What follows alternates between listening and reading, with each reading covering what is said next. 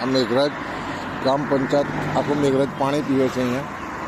હું તમને બતાવીશ. આ તમે જરા જોઈ લેજો. આખા મેઘરાજનું પાણી આ કૂવામાંથી આવે છે. અને આ બાજુમાં કચરાના ઢગલા જોઈ લેજો. સામે બગીચો છે.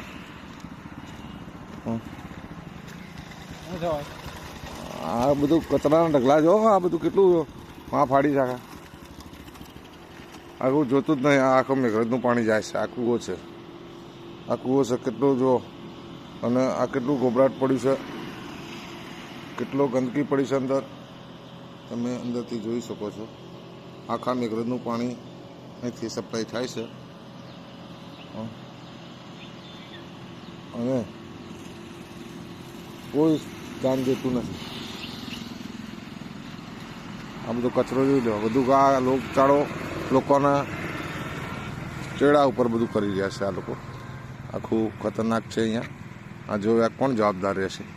આ મેઘરાજની પરિસ્થિતિ નહીં ને આ બતાવવામાં આવે છે. આપ જોઈ શકો છો. આખા મેઘરાજ પંચાયતનો કૂવો છે. આખું ગામ પાણી પીવે છે અહીંયા. આ બધું આખું વેસ્ટ કચરો જે ગંદી આ લોકો પંચાયતમાંથી કાઢીને લાવે છે તે એ કચરો તમામ રોડ ઉપર અને આ કૂવાની સાઈડમાં જવાનો. ચોમાસામાં બધો જ કચરો કૂવાની અંદર પાણી બગાડશે. આ કૂવો કેવો દેખાય છે તમને? બિલકુલ આ પરિસ્થિતિમાં છે.